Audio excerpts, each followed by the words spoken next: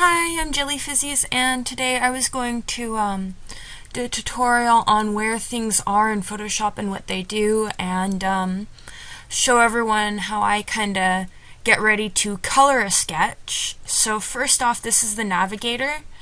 And what this does is it lets you move around the picture or zoom in, so we're gonna try and see.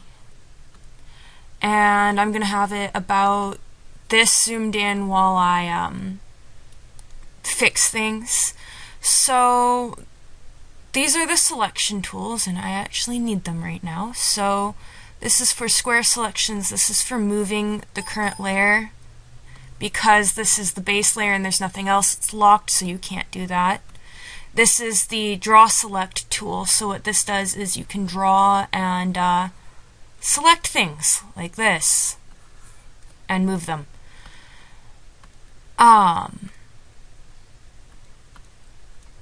Okay. So under history you can undo, and I wanted to undo all of that. Edit also lets you select undo and redo. So does Control Z. So the Control key and Z at the same time also lets you undo. This is the color select tool, or the magic wand tool. What this does is if you have a color down, you can select it and it will select everything that is touching that color. We're gonna show you another little trick here. You can also select inverse, which will select everything that's not currently selected. So you can choose like the one spot you don't want to, select it, and then select everything else. Don't really know what this does. What does this do? Yeah, I don't know what that tool does. Oh, that's the crop tool. We're all learning things. Everyone's learning things. This is the eyedropper tool, so you can select a specific color. See? This is the Band-Aid tool, which I honestly never use, so I don't know what that does either. This is the paintbrush tool. And if you go over here, you can choose your brush from a bunch of preset brushes. There's a way to make new brushes. I used to know, and then I forgot, and it hasn't bothered me enough to figure out how to do it again. This will change the hardness or softness of your brush. So a 0 hardness makes your brush really soft, closer to this. We're gonna do that. You can also change the size of your brush, so it's going to be bigger. So I'm going to show you what this does. This is also the opacity of the brush, and I have mine way down. So this is a 0 hardness brush. And then this is a 100% hardness brush. And what I usually do is somewhere around here. This is what I'm about comfortable using a lot of the time, depending on what I'm doing. And each of these will do a different thing. I recommend just playing around with your brushes if you have not done so already, because that's pretty much what I did. Now, one thing I do a lot is I change my opacity and my flow. So for opacity, it affects how heavy the color goes down, so you can still see my sketch under that. That's what changing the opacity does. It basically is how thick the paint, quote-unquote, you're using is. And then flow affects the laydowns. So you can see that the longer I stay on an area, the darker it is, and the less it kind of kept like the thing that the lower opacity does. This is the smudge tool. We're going to show you what that does real quick, and then I'm going to actually start editing my picture. So this is what smudge does. You can see how his face got all smudged up.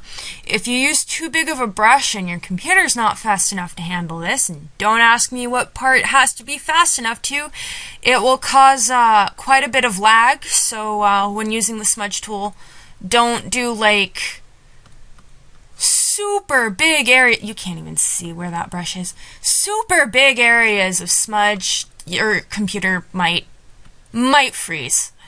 Again, if your computer's faster than mine, it will probably be okay, but I just don't blur or smudge really big areas. So this is also the burn tool. This is a different one. And this is on dodge right now, so it will lighten everything.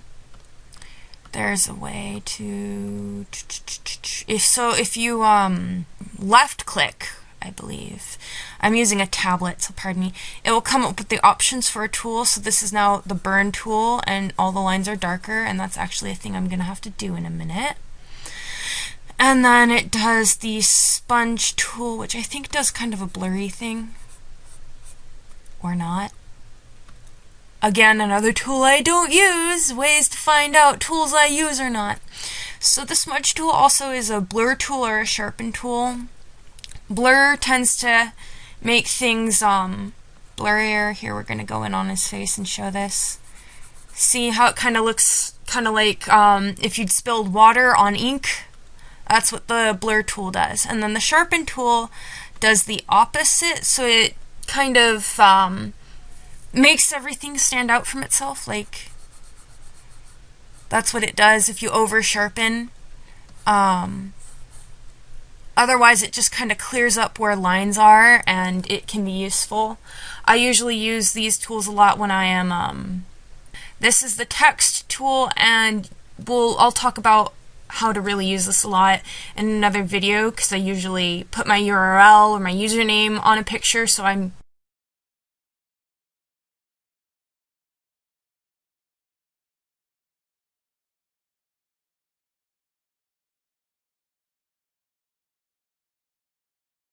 So this is a tool I never use, and what I just found out off camera is it's the shape tool. So you can decide to do filled in shapes, which is super useful, and I didn't know I had a tool that did that. So we're all just gonna pretend I knew that.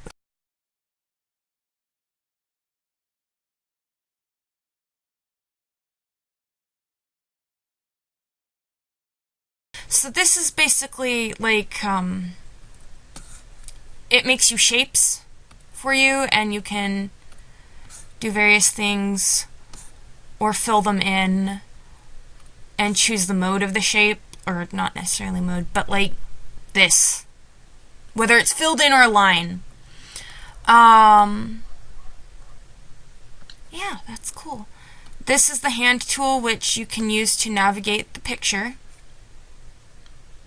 I usually don't use it because I usually use this, the navigate tool. I usually do that. This is for zoom, but again, I usually use this. But if you aren't using the navigator on your picture, this is how you would move around. I just like having the navigator on my screen. This is the color selector.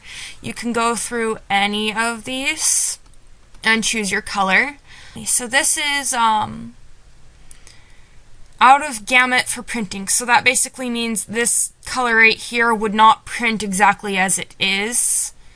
And then this, I believe, is for the web. Yeah, not web color safe. So basically these colors will change slightly when printed. This color in specific will change slightly when printed or when viewed online. I don't particularly have a problem with that, so I don't quite understand what that is. I just have looked at it before. So you can drag and drop these as different windows. Here, we'll grab history and show you. So you can see that I can switch between swatches. Some of these are custom ones, some of them aren't. This is the navigator, and this is my history, which is basically your undo history, since I've been pressing undo after everything I've done. There's not a long history, but normally there's a long history, and you can go back and forth between, more or less back and forth. Like, I could revert all the way back to where I opened it, or back to where it is, but as soon as I do another line at the open one, here, the rest of the history disappears. So you can click and drag these basically wherever you want. I could make it so it joins the toolbox. Give me a moment. There we go. I could have it join the toolbox. That's not particularly comfortable for me. We are going to leave that. I just pulled that off completely. Whoops! And then sometimes you can do this, which I really don't advise accidentally doing. And then you just drag until like a little blue line on this side appears. It's not wanting to do it for me, so hold on until that happens, and then you can move your toolboxes around. This is honestly how it was set before, was how I'm most comfortable, so that's usually what I do. You can also change what they are over here. I really only ever use the color setting, and then these are my layers, which we'll get into in a little bit. This is a view for the toolbox. I don't really know what these are, because again, I don't use them. Why don't I delete them? Because I'm used to them being there. So these are for the brushes, and I again usually just access my brushes over here. So once it's selected, you can just choose your stuff. There is a way to work in this program with full screen, so like you don't have the menu bars here, so I imagine that these things are what that's for. I don't remember right off the top of my head to make it work that way, because again, I like having my tools visible. These are all your brushes. These right here are all your brushes, this little box here. This is for your levels and some sort of info. I don't understand it. I'm sure like for graphic design it's a lot more important, but for just like a self-taught artist doing illustration, it's not that important. I haven't run into it being important. This is info, I guess, on the color, exact color of each pixel, which again I'm sure has meaning to someone. This is for the adjustments. You can also access those right here at the bottom of the layer mask. And these do different things depending on what's on screen. We'll do another video for that, because if not, this video is going to be like an hour long, and I don't think anyone's sticking around for that. These again are layer masks. We'll go into those again later. Tool presets. So basically for the brush, you can choose whether it does a different like type of mask thing. It's like the masks or the layer masks or the layer settings. And so you can choose basically if you want to use this like a filter. Your brush has a filter, or the opacity. Okay, so this is for typing paragraphs, so it's the basic text alignment thing. I don't use it often, but if you're doing like graphic design or typing on a picture, it's necessary. This is again for choosing like the width between each of the text lines and each character, and the font size, whether it's italicized or bold or anything else. So one more thing before we go is layers, because this is a layer toolbox. And what a layer is it's a separate, almost like a separate image, if you've never used a digital art program, on top of your image. So think of like a plastic sheet that a teacher would use on the projector, and I can color entirely on that, and then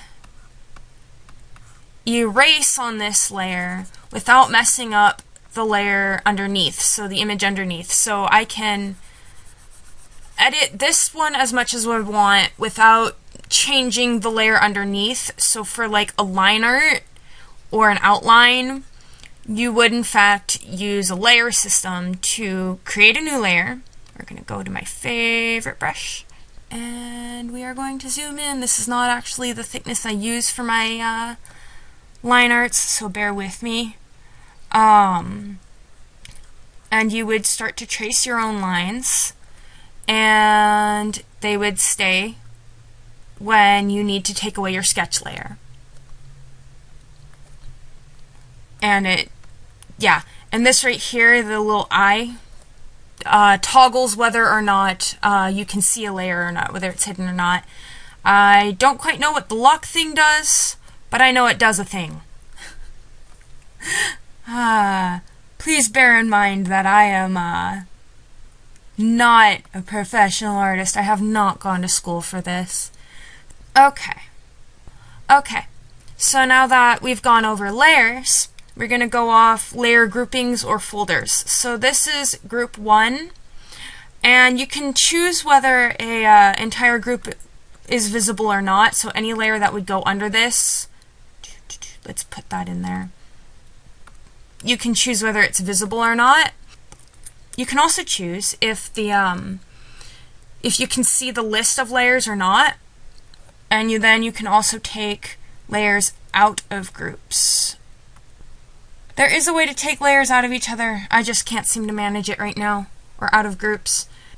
So I usually use groups for like specific areas. So like say I'm doing skin, so the base color and then the shading and then the highlights would all be in this folder, and I can make my list shorter and easier to go through. So I'm going to end off there. We are going to, I'm going to start recording next a video on how to color skin. So I'm going to start recording an actual tutorial, not just like an introductory to Photoshop. Although a lot of the types of tools and the names of tools will be similar in most art programs.